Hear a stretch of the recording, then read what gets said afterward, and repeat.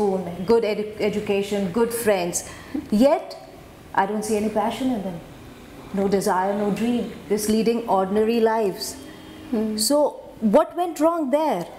Because I don't believe, like, to some extent, it might be right that your environment does affect that.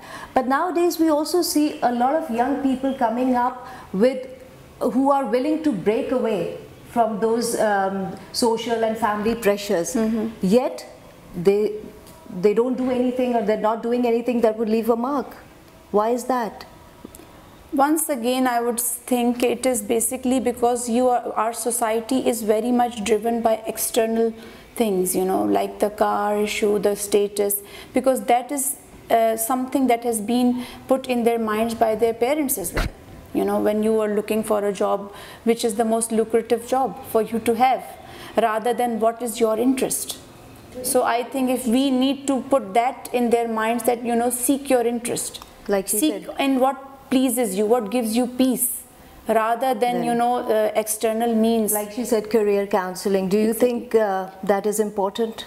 Definitely, because it helps you focus, one thing, and it helps you direct, and somewhere, in some cases where you are not able to get those things at home, at a home background, you can get it professionally from a counselor. But do you think that in our society, in South Asia, do you think we have professionals who are equipped to identify geniuses? Or people who are children who have the potential to do something great? Do you think we are equipped? We are, because there are a number of places where, you know, a number of counselors who are equipped to do that as well. A genius is basically, you need to, there's an IQ test and a number of things that go on towards finding out if a person is a gifted child, if they're a genius.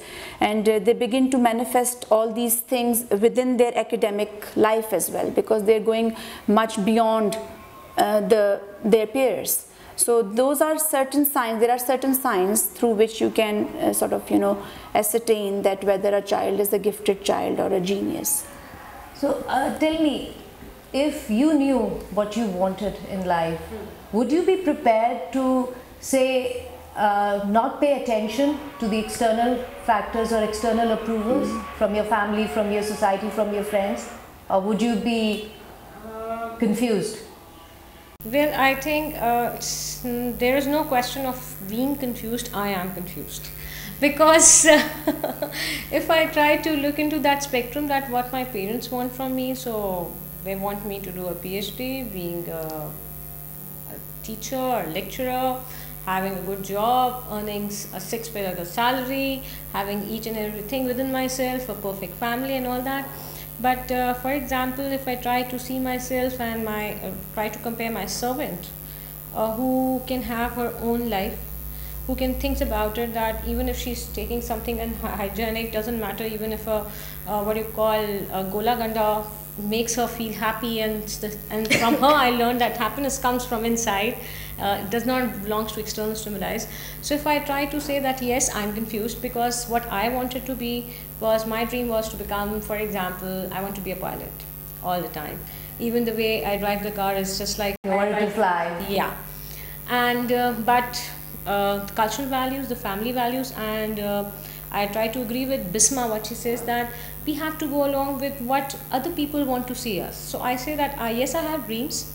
I might have a sketch of my own, but the colors in that sketch does not belong to me. It belongs to someone else. Yeah, but Bismah, why do we have to go along with what people want and think? At one stage you have to put your foot down, like I have, and I said, good for you. Yeah, I mean, because you learn to. I mean, if you're enjoying something, initially I used to avoid such people, but then I have learned to do that. I mean, my parents, thank God, they don't bug me that much, but they're just concerned like everybody parents is, because maybe the reason that we talk about so much external rewards is because we have a economic condition of such nature. That's why we can only dream about these things, and we cannot. For instance, in Pakistan, if somebody wants to be, making the best sushi in the world, that doesn't make sense.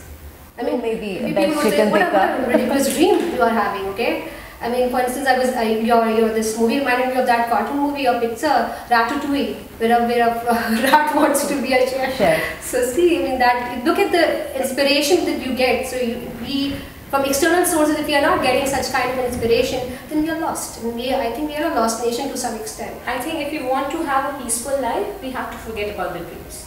Peaceful life within the family. No, I think Bismah, I think it's not having, we are not competing one motivation against another. I think it should be a balance of the two. Yeah. What right now we are seeing is basically extrinsic motivation dominating the intrinsic, the inner motivation. So I'm not saying that we should be completely, like you're saying, that what's the relevance in making sushi and all that. I can absolutely relate to that.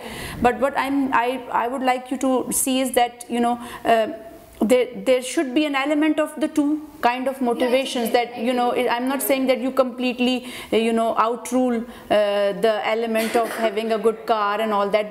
Those are also very human requirements that you want. But I'm saying that currently those are dominating the scene. And there's one last point that I wanted to raise, is that my observation that in our society, I see in general there's a lot of negativity, also a lot of violence. And I feel that this violence motivator in a lot of young men and women to do things, even if they are bad. You know, this violence is a motivator, whereas unfortunately in our society we do not have avenues or influences which can be positive motivators. So how do you think there should be some